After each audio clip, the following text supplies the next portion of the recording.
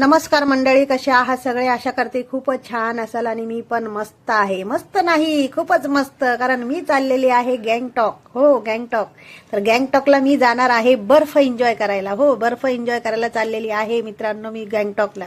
आणि बघा तुम्ही, आमच्या ज्या रस्त्याच्या कडेला दिसतोय तो सर्व बर्फ आहे, कारण बर्फाचा पाऊस तिथे सुरुवातच झाली आणि तेवढ्यात आम्ही तिथे पोहोचणार होतो. म्हणून अर्ध्या रस्त्यापासूनच आम्हाला बर्फ लागला आणि इतकं छान वाटत होतं तो बर्फ. वा वा वा, खूपच छान.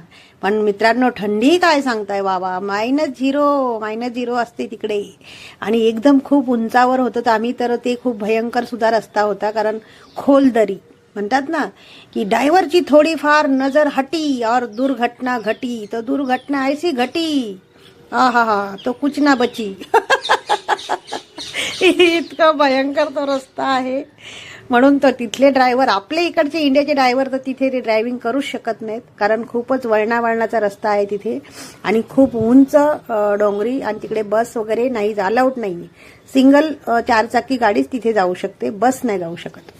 आणि इतकं छान आणि इतका सुंदर तो रस्त्याचा कडेचा बर्फ आणि ते माझे गाडीमधले एन्जॉय. तुम्हाला तर माहितीच आहे की माझे गाणे आणि धिंगाणा. मग हे बघा, आम्ही इथे पोहोचलो. तर हे आहे बघा चीन बॉर्डर.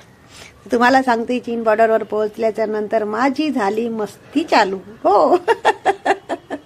माझी झाली मस्ती चालू. बर्फ बघून तर माझं आहा काय सांगताय, मी फटाफट उतरले आणि बर्फात पळाले. हो. आणि बर्फ बघून तर मग मी नुसतं पळत सुटले. हो, मला इतका आनंद वाटला ना तो बर्फाचा पाऊस बघून, काय सांगावा की म्हणतात ना, फार म्हणजे फार. पण मित्रांनो, तिथे आपण बिलकुल पण सेफ नाही आहेत. अजिबात आपण सेफ नाही आहेत, कारण आपल्याला तिथे जाण्यासाठी पासपोर्ट असायलाच हवा. आपलं ID कार्ड म्हणजे आधार कार्ड वगैरे काही मायने नाही राहत त्याच्यासाठी, फक्त पासपोर्ट, ओनली वन पासपोर्ट असणं खूप गरजेचं आहे. कारण आपण दुसऱ्या देशाच्या बॉर्डरवर जातो, चीन बॉर्डरवर. तिथे बाजूला चीन बॉर्डर होते आणि एके बाजूला आपले शिपाई होते, कारण आपले शिपाई आहेत म्हणून तर आपण तिथे सुरक्षित आहोत. पण तरी सुद्धा आपले शिपाई आपली खूप काळजी घेतात. तरी सुद्धा आपल्याला जास्त थांबण्याची तिथे परवानगी दिली जात नाही. अर्धा ते पाऊण तास आपण तिथे थांबू शकतो. पण मला ते बघायचं होतं, कारण चीन बॉर्डर मला बघायचं होतं. आणि हा बर्फाचा पाऊस बघा, तुम्हाला दाखवते मी माझ्या हाताने की हे सगळं आमच्या गाड्या अशा पूर्ण त्या बर्फाने पूर्ण झाकून गेल्या होत्या. इतका बर्फ तिथे पडत होता. आणि आम्हालाही आमच्या ड्रायव्हरनी सांगितलेलंच होतं की तुम्ही इथे जास्त वेळ थांबू शकत नाही, कारण बर्फ तर पडतोच आहे, पण तिथे आपण सेफ पण नाही. कारण चीनी लोक अशी मस्त बघत होते आमच्याकडे, नाही का, पिसाळ्या कुत्र्यासारखे आ करून असं. कधी हिला चावू आणि कधी खाऊ, असं ते लोकांचं, आपल्याला लोकांबद्दल तो त्यांचा विचार असतो.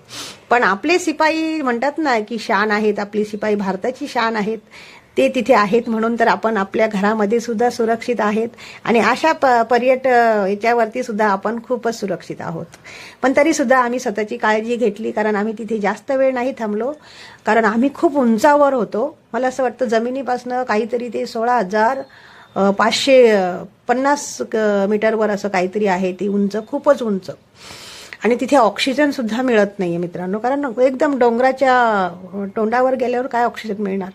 आणि जिथे तिथे लोक वरती जाऊन, ते चीनी बॉर्डरवरती जाऊन ते लोक फोटो वगैरे काढत होते, पण मी काही अगदी वरती नाही गेले, कारण मला ऑक्सिजनचा त्रास होत होता. आणि बऱ्याचशा लोकांनी ऑक्सिजन घेऊनच वरती गेले होते, कारण तिकडे ऑक्सिजन घेणं गरजेचंच असतं आपल्याला, तिथे ऑक्सिजन मिळत नाही. मग अशा पद्धतीने आम्ही मस्त तो बर्फ एन्जॉय केला. आणि तिथून मस्त एकदम छान, म्हणतात ना की नथुला पार्क सुद्धा तिथून जवळच आहे. तर अशा पद्धतीने मी मस्त, माझा ड्रेसिंग माझी खूप छान होती. छान कसली ती, नुसतं अंग झाकण्यासाठी ड्रेसिंग होती. अंग म्हणजे काय, डबल टिबल अंग कपडे घालून सुद्धा तो गारवा जात नव्हता, कारण तिकडे -0 डिग्री होती, -0. तर अशा पद्धतीने आम्ही खूप छान असा एन्जॉय केला. आणि आमच्या ड्रायव्हरची तर वॉर्निंगच होती की जास्त वेळ झाला आणि बर्फ जास्त रस्त्याला झाला तर मी तुम्हाला इथून नेणार नाही. आणि मग तिथे डोंगरावर कोण राहणार, बापरे, जीव हातात घेऊन, कारण चीनी लोक असे एकदम करून बसलेले असतात. आणि मग मी तिथे मस्त मस्त फोटो पण खेचले आणि म्हणतात ना, मी तिथे पण छेडून आले त्यांना. हो. मी जिथे जाते तिथे उंगली करून येते. हे बघा, आता आम्ही रिटर्न निघालेलो आहोत आमच्या हॉटेलकडे. तर बघा तुम्ही, रस्त्याला किती बर्फ आणि आमच्या गाडीवर सुद्धा किती बर्फ. तर अशा पद्धतीने आमच्या ड्रायव्हरनी सुद्धा आमची काळजी घेतली आणि आम्ही स्वतःची. तुमच्या कमेंटमधून की तुम्हाला हा माझा गँगटॉकचा प्रवास कसा वाटला आणि हे माझं बर्फ एन्जॉय, तर नक्की कळवा तुमच्या छान छान कमेंटमधून. आणि तुम्ही पण, मला असं वाटतं की स्वर्ग हे जी सर्व जागा आहेत ना पहाडी, तर हे निसर्ग हे स्वर्ग आहे. तर हे स्वर्ग कधीतरी बघायला पाहिजे, पण जीव धोक्यात ठेवून. हो. कारण तिथे एक तर सिंगल रस्ता, आणि तुम्हाला मी सांगू शकत नाही, जेव्हा तुम्ही अक्षरशः जाणार, स्वतः डोळ्यांनी बघणार, तेव्हाच तुम्हाला कळणार की तिथलं परिस्थिती काय आहे. ती बघायला, एन्जॉय करायला तर फारच छान वाटतो, पण जीव खूपच आपला म्हणतात ना मुठीमध्ये घेऊन तिथे जावं लागतं. अशा पद्धतीने मी माझा प्रवास केला.